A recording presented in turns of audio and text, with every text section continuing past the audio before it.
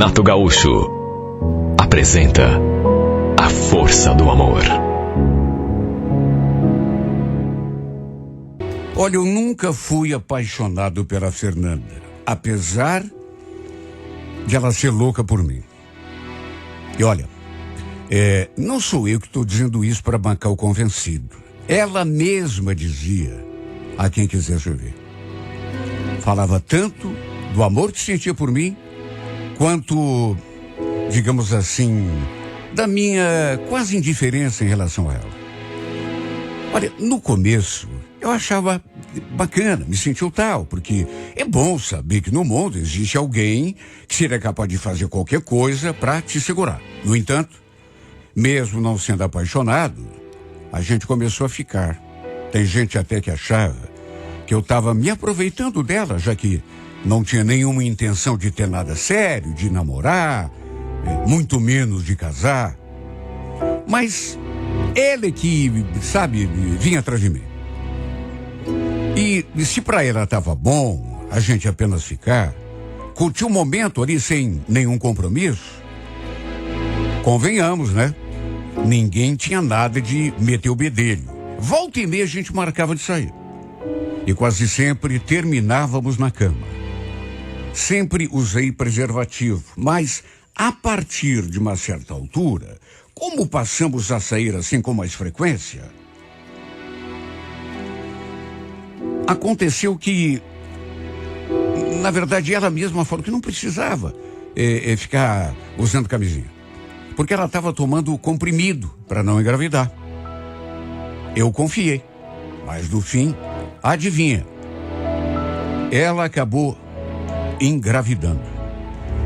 Pensa na minha aflição, pensa no meu desespero. Se bem que eu não podia reclamar de nada, né? Sabia que isso poderia acontecer. Quem tá na chuva é para se molhar, e a partir do momento em que assumi os riscos de transar sem camisinha, não tinha do que reclamar. No fundo, depois do baque, confesso que até comecei a achar aquela ideia até não tão assustadora. Pelo contrário. Sabe aquele sentimento assim de saber que você vai ter um filho? Ser pai não estava nos meus planos por enquanto. Mas depois eu comecei a ver com bons olhos. E até achei que, de repente, podia valer a pena. Imagine, eu tenho um filho. É uma coisa que eu já tinha pensado, sabe? Nada assim de imediato, mas pensava de vez em quando. De repente a gente fazia uma tentativa, nós dois, e criarmos aquele bebê juntos. De modo que acabei assumindo não apenas o filho que ela esperava, mas o pacote completo. Aluguei uma casinha e fomos morar juntos. Olha, essa mulher estava tão feliz. Só que logo depois, uma prima dela veio me fazer uma fofoca. E fofoca sabe como é, né? No fundo, você não sabe se é fofoca. Ela começou me dizendo aquilo. Você é muito tonto, viu, Gilmar? Tonto eu? Ué? Que deu em você pra mim? Que deu? Você caiu na conversa da Fernanda. Ela engravidou de você de propósito. Ela mesmo falou isso pra gente. Olha, se eu disser que gostei de ouvir aquilo, naturalmente não estaria sendo sincero. Na verdade, fiquei bem revoltado. Sabe? Pelo que a prima dela me contou, a Fernanda não estava tomando comprimido coisa nenhuma. Se bem que mesmo que fosse verdade, né? Repito o que já disse, eu também não podia reclamar de nada. Sou adulto, sei que isso pode acontecer. E mesmo assim, embarquei. Ou seja, no mínimo metade da culpa era minha. Mesmo que ela tivesse feito de propósito. Posso ter sido um otário, mas agora também não adiantava chorar, né? De mais a mais é como eu já falei. Tava curtindo a ideia de ser pai, tava ali com a cabeça cheia de planos, de sonhos, para quando o nosso moleque nascesse. Só que mesmo assim, claro, eu fui lá e cobrei dela. Quis saber se era verdade mesmo. aquilo que a prima tinha me contado. Sabe o que ela me respondeu? Mentira dela, Gilmar. A Cláudia é recalcada, invejosa. Não gosta de ver ninguém feliz. Aliás, sabe por quê que ela inventou isso? Porque queria estar no meu lugar. É o que eu já falei, né? Pessoa te conta uma coisa, aí vem a outra, diz que é exatamente o contrário, e você fica no meio ali do pagode, né? Sem saber o que pensar. De todo modo, seguimos juntos até que nosso menino nasceu. O problema é que bem antes disso, já quando ele estava no 5º mês, a gente parou de se relacionar. Morávamos juntos, dormíamos na mesma cama, mas não rolava mais nada na cama, sabe? Sei lá o que aconteceu comigo. Só sei dizer que esfriou. Eu não sentia desejo por ela. Nunca senti mais do que isso, desejo. Mas agora, a partir do 5º, quase 6º mês, eu parei de sentir até isso. E para fugir, falava que tinha medo de machucar o neném. Sabe quando você não sente vontade de fazer nada com a pessoa? Olha só, eu sei o apuro que passava para fugir dela na cama. Depois que o menino nasceu, a gente acabou se separando. Teve gente que me apontou o dedo, da família dela principalmente. Teve gente que falou um monte de mim. Agora, em nenhum momento virei as costas para o meu filho. E jamais faria isso, até porque tinha verdadeira adoração por ele. Apenas não quis mais viver com sua mãe, como marido e mulher. Mas só eu sei a dificuldade que foi para conseguir me separar. 2 semanas de conversa e tentativas. Para se ter uma ideia, ela ameaçou até se matar quando eu falei que ia arranjar minhas coisas e ir embora para outro lugar. Sabe, ela não entendia, não fazia questão de entender. Não havia mais condição de continuar o nosso relacionamento. Ela achava que fosse me segurar com o filho. Pelo menos foi isso que a prima dela me contou. Mas no fim não foi isso que aconteceu. Talvez tenha sido até um erro meu, uma precipitação, quando decidi assumi-la também. Devia ter me responsabilizado apenas pela criança, em vez de ter alugado uma casa para a gente viver junto como marido e mulher. Não a amava. Sabe, era visto que não daria certo. Se quando o amor já é complicado, imagine sem. No fim, a muito custo, depois de 2 semanas, ela finalmente voltou lá para a casa da mãe dela. Mas nunca desistiu de mim, de se reconciliar comigo. E usava o nosso filho para isso. No entanto, nunca mais rolou nada entre nós dois. Por mais que só faltasse ela se atirar nos meus braços. E nunca foi minha intenção magoá-la. Juro que não. Mas era uma situação sem saída. Eu não podia dar o que ela queria.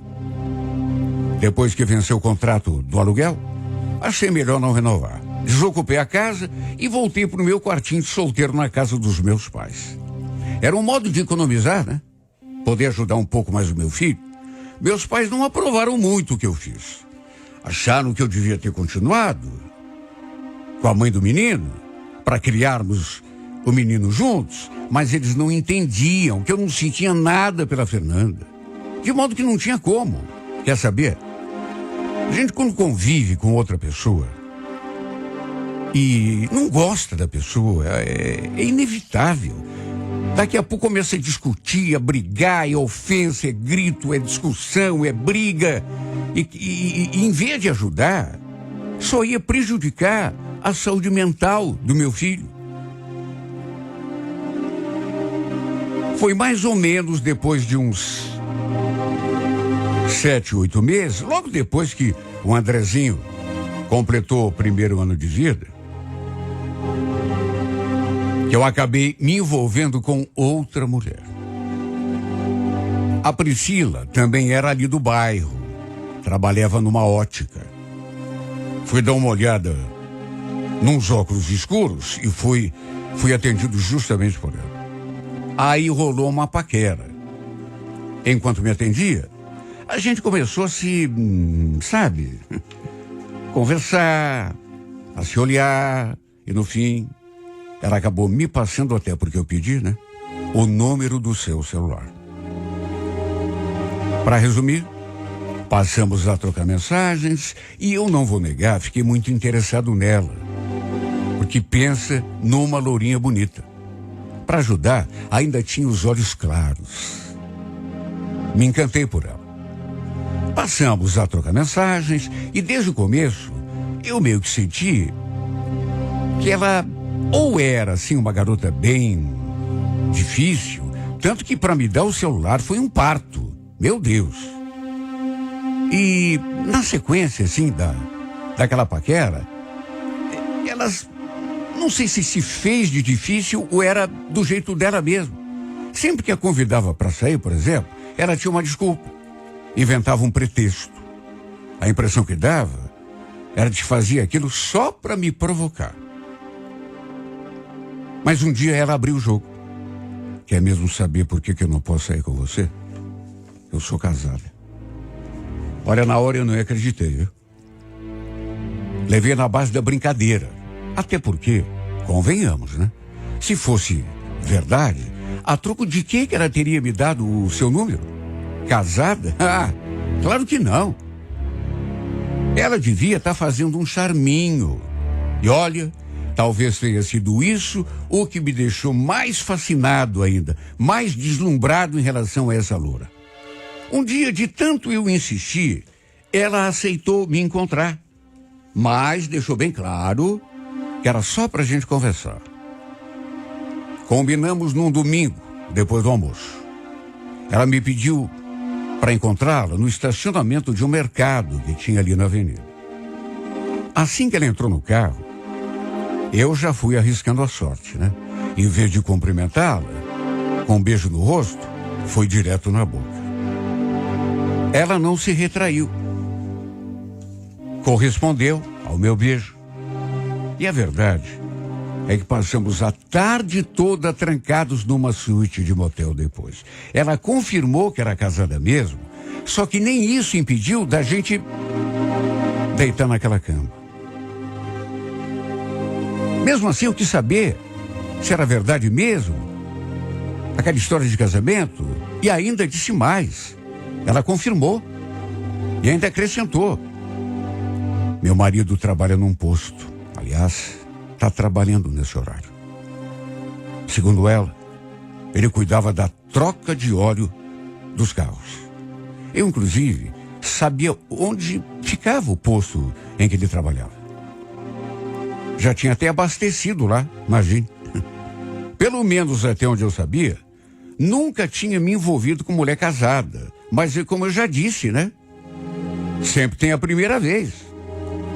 A grande verdade é que no começo a gente não se importa muito com isso, né?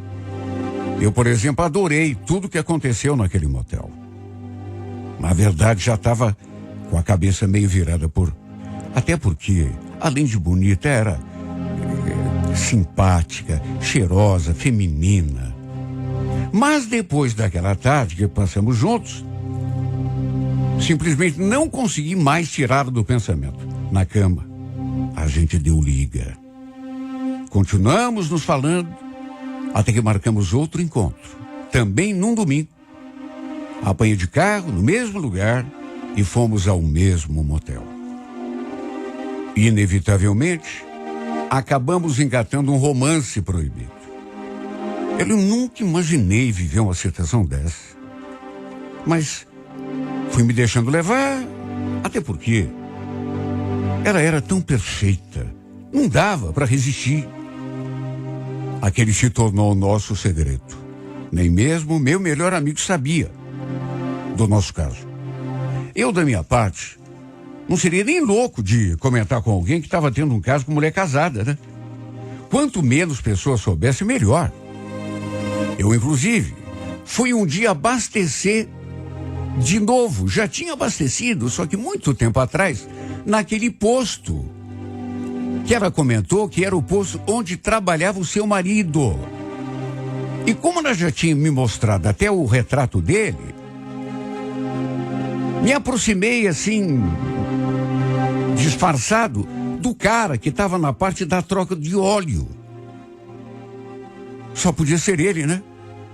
E olha, era um cara moreno assim, alto, forte, mal encarado. Cheguei a me arrepiar só de olhar pro cara, viu? Eu é que não ia querer encará-lo. Por isso, se eu fosse uma pessoa sensata, seria melhor deixar meu caso com a mulher dele. E bem escondido, no mais completo e absoluto segredo. Olha, eu não vou negar, viu? Cheguei a ficar com medo do cara. Mesmo ele não sabendo de nada. Só pensei assim comigo, meu Deus, no que eu tô me metendo? Se esse cara descobre e me pega... De qualquer maneira, fomos levando. A gente se falava direto, nos víamos quando dava. Normalmente domingo, quando ele estava de serviço. Eles não tinham filhos, mas já fazia quase 8 anos que viviam como marido e mulher.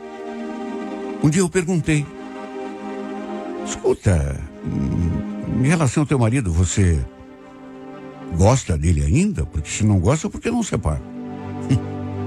Ah, se fosse tão simples. Você acha que eu não quero? Só que o Marcelo jamais iria aceitar. Ele é doente por mim. Quando ela falou aquilo, na mesma hora me veio a imagem da Fernanda. Era exatamente assim que ela dizia.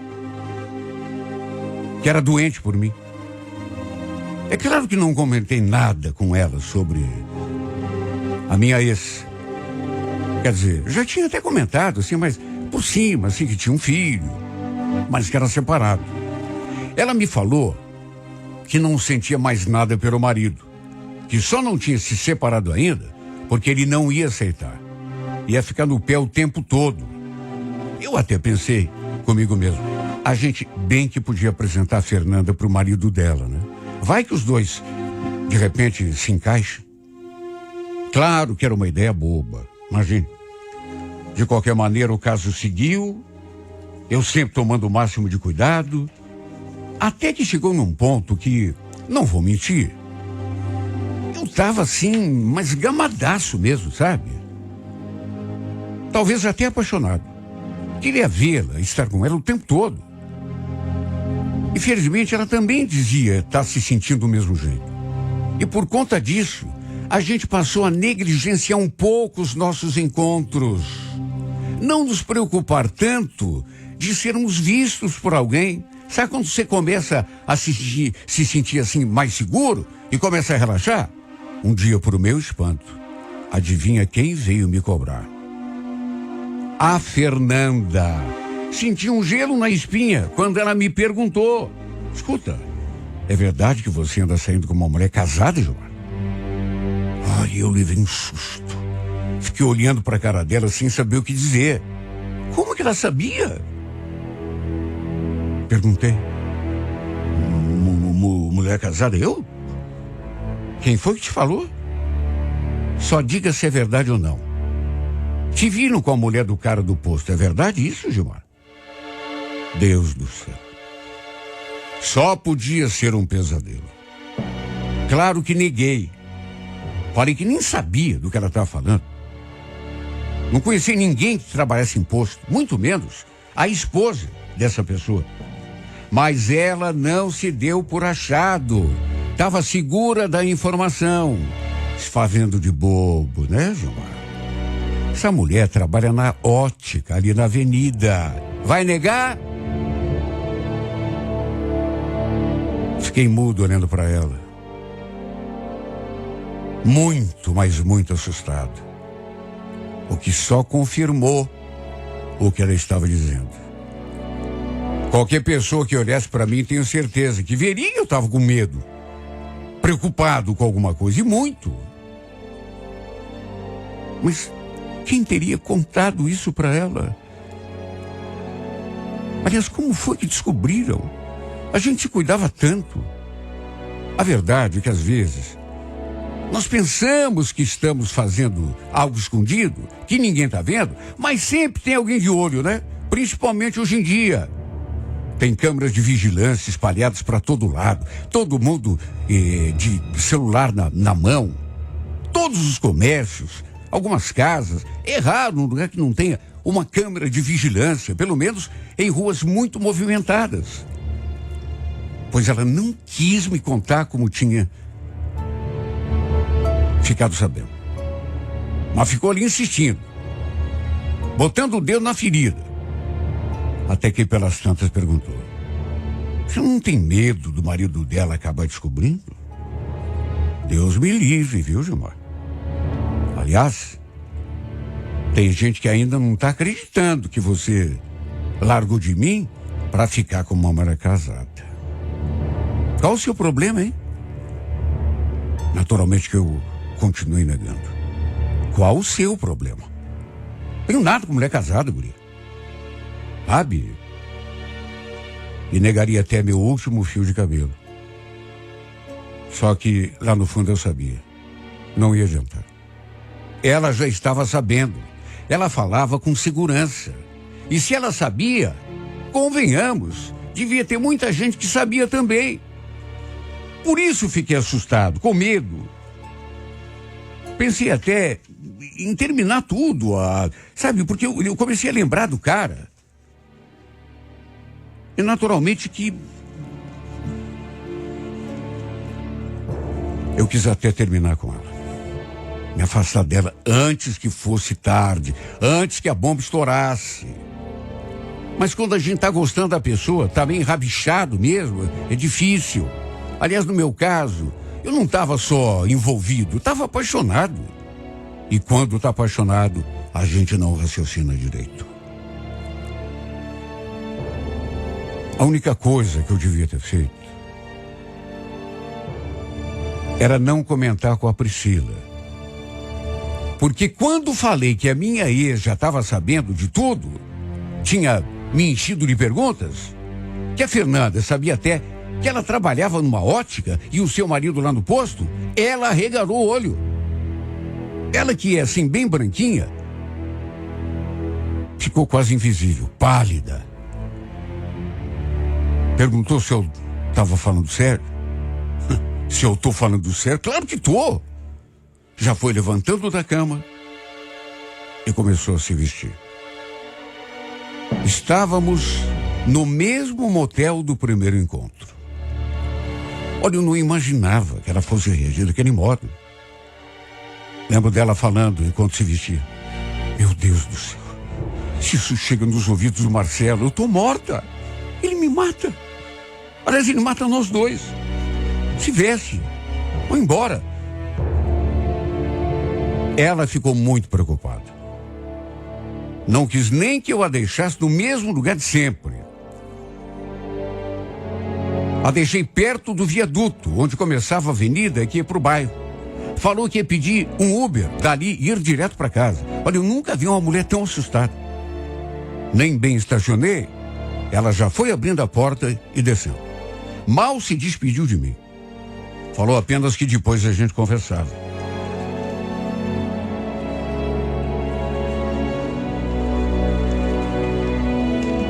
Olha, me arrependi de ter contado tudo para ela. Porque estragou completamente o nosso encontro. Aquele e os próximos. Porque o pior foi ainda que naquele mesmo dia ela mandou uma mensagem: Gilmar, andei pensando e acho melhor a gente parar por aqui. Claro que não aceitei. Insisti um monte.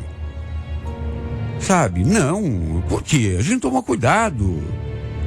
Não. Já falei não, Gilmar. Tô decidida, não insista. Ainda depois disso, continue insistindo. Mas é aquela coisa. Chega num ponto que a gente percebe. Ela não quer. Não adianta. Na verdade, não é que ela não quisesse. Mas estava morrendo de medo, apavorada. Mesmo assim, ela não me bloqueou.